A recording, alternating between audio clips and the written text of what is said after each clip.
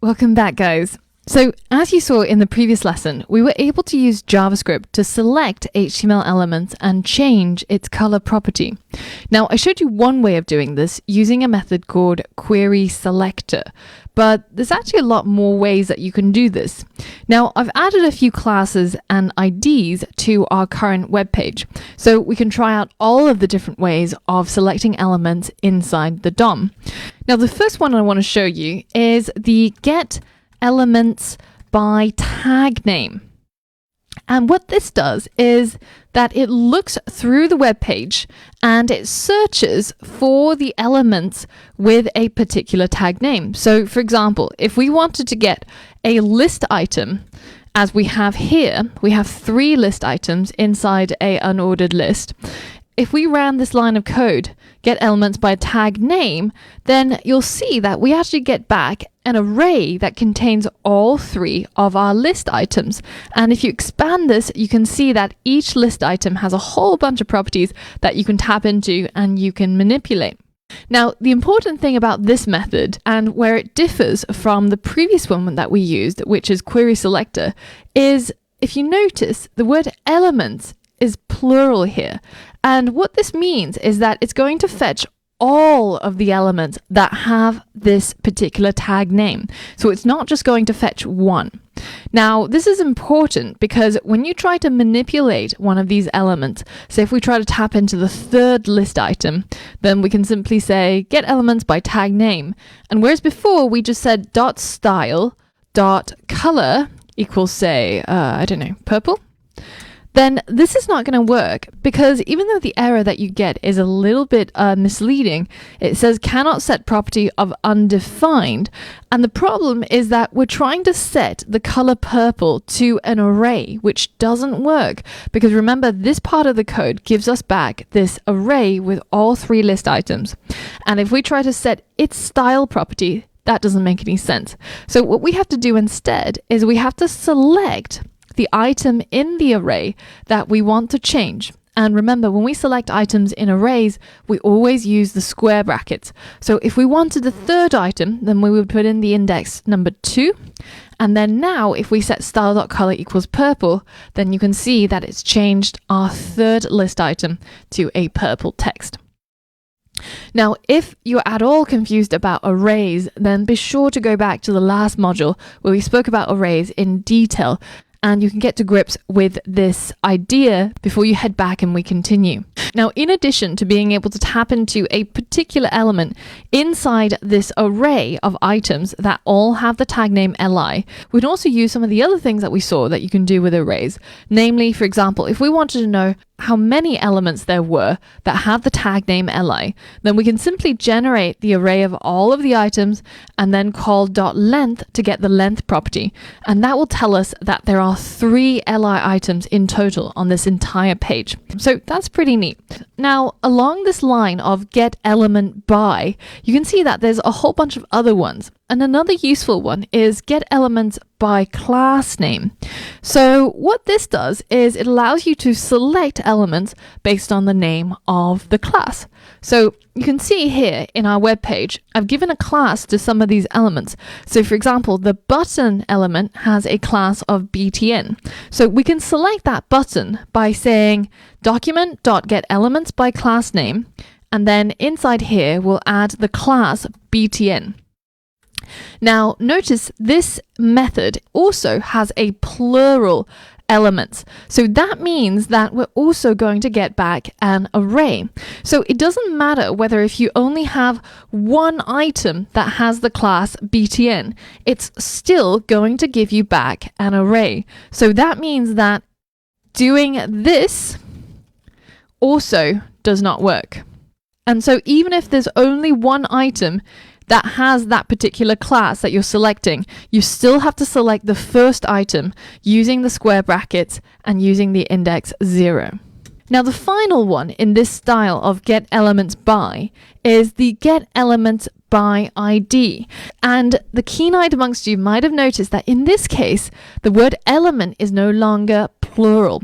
And so, in fact, using this method, you only get back one item instead of an array. And the reason being, of course, that on a single web page, every single ID should be unique. So you should not have the same ID on more than one element.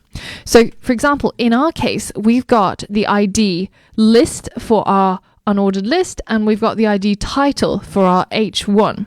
So if I select on that title ID, then I will only get back a single item as opposed to an array of items. And in this case, we're getting back our H1. So if I wanted to change the text inside that title, I can say simply select the element that has the ID title and then change its inner HTML to say, I don't know, goodbye. Now that text has gone from hello to goodbye by selecting it and then manipulating it. Now, another method that can be used to select a single element is the query selector method that we already saw in the last lesson. Now, this method, similar to get element by ID, also only returns a single item. But it works a little bit differently because the string that you're going to put inside the parentheses is a selector. Now, what are selectors? Well, we've been using it in our CSS all of this time. Here's the styles.css for our Tin Dog website. And you can see that the selector that we use in CSS is just the part that we specify before the curly braces. So to select elements, we simply just write the name of the element. To select classes, we add a dot in front of the name of the class. And to select IDs, we add the £sign in front. And of course, with selectors, we can combine different things. For example, an ID with a class or a class with an element.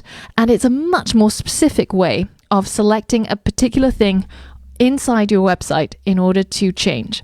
So let's head back over here and let's use our query selector to select something. So whereas before, when I used get elements by ID, I could only specify a valid ID, and when it was get elements by class, then I could only put in a class. Inside here, I could put in an element, a class, or an ID. It doesn't really matter. So for example, if I want to select our H1, then I can simply say H1 in here. Or if I wanted to select it by its ID, then I could say query selector, and in here, I would add that £sign to show that I'm specifying an ID. Then I would use the ID title and still we would get back exactly the same thing. And it works exactly the same way with class as well. All we have to do is just add a dot in front, just as we did inside the CSS. So if I wanted our button, then I can just say .btn and I would get back our button. But more importantly, I can combine our selectors and query for something that's quite specific. So for example, we've got a link here inside our first list item. Now let's say that we have another link that's just free floating around. And I only wanted to select the link that was inside the list item.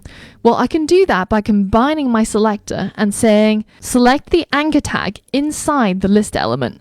And remember, when we're doing hierarchical selectors, there's a space between the two selectors.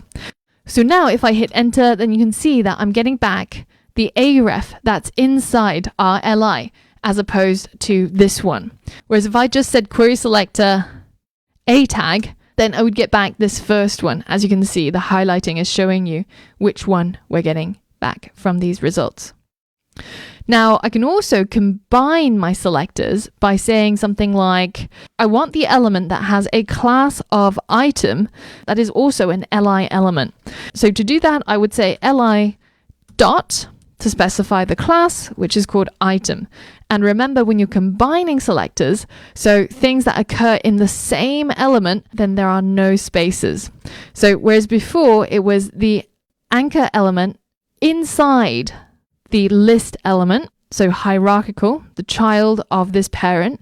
In this case, it's all in the same element. It's the list item that also has a class of item. So now if I hit enter, you can see I get back my first list item. And you can also use the ID as well. So for example, in this case, what do you think I will select based off this selector? 5 seconds, see if you can get the answer. All right, so this is a hierarchical selector, as you can tell by the space in between the two selectors. So in this case, we're looking for an anchor tag that is inside something that has an ID of list. So in that case, that is going to be this one, which is a child, or rather a grandchild of this unordered list with an ID of list. And if I hit enter, we can confirm the answer. Now here's a question. What if your selector matches more than one object? Because if I say, for example, ID list with a class of item, then you can see that all three of these list items satisfy that query. They all have a class of item, and they're all nested under a UL with an ID of list. So which one do you get back? Well, actually, you only get back the first item in the document that satisfies that selector. Now, what if you wanted all of the objects that match that selector? Well, then you would have to use a slightly different method. Instead of query selector, which sounds very singular, you would have to use a method called query selector all.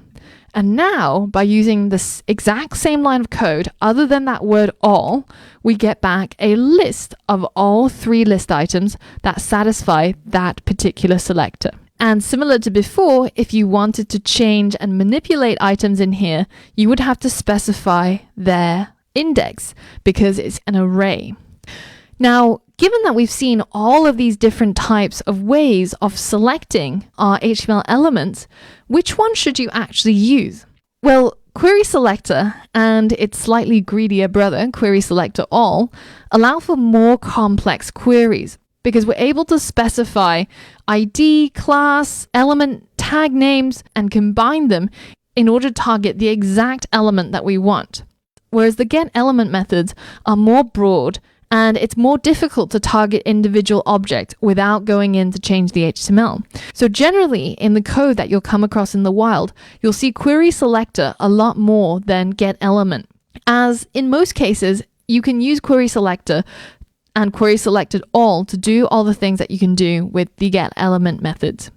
So I recommend that you try out all of them, and you'll get a feel for which one will be the most adaptable and which one you'll find to be the most useful in your case. Now, as a challenge, I want you to use what you learned in this lesson to change the text color of the Google link over here. So not this one, but this one. Now, remember that if you look at the DOM tree, that link is an anchor tag nested inside a list element. So try and see if you can change its color to red. Pause the video and complete the challenge now. All right, so how did that go? Well, remember that the anchor tag that we want to change is nested inside an li, inside a ul. So in order to change the color of our Google link, we have to select the anchor tag and not just the list item. So to do that, we have to tap into the document, and then we have to query selector for a anchor tag that is inside a list element. And now we can use this. And now let's just confirm that we've got the right one. There we go. And the anchor tag that we want is being highlighted. So we can now go and simply set its style.color to red. There we go. And now that link is red. Now, if you try to do this just by selecting the first list item, then this will only change the color of the bullet point without changing the color of the text. And that is because this anchor tag is actually a separate element from the list item. So maybe that was a little bit mean on my part, but I hope it was fun trying it out nonetheless. So in the next lesson, we're going to learn more about how we can manipulate the CSS styles using JavaScript. So I'll see you on the next lesson.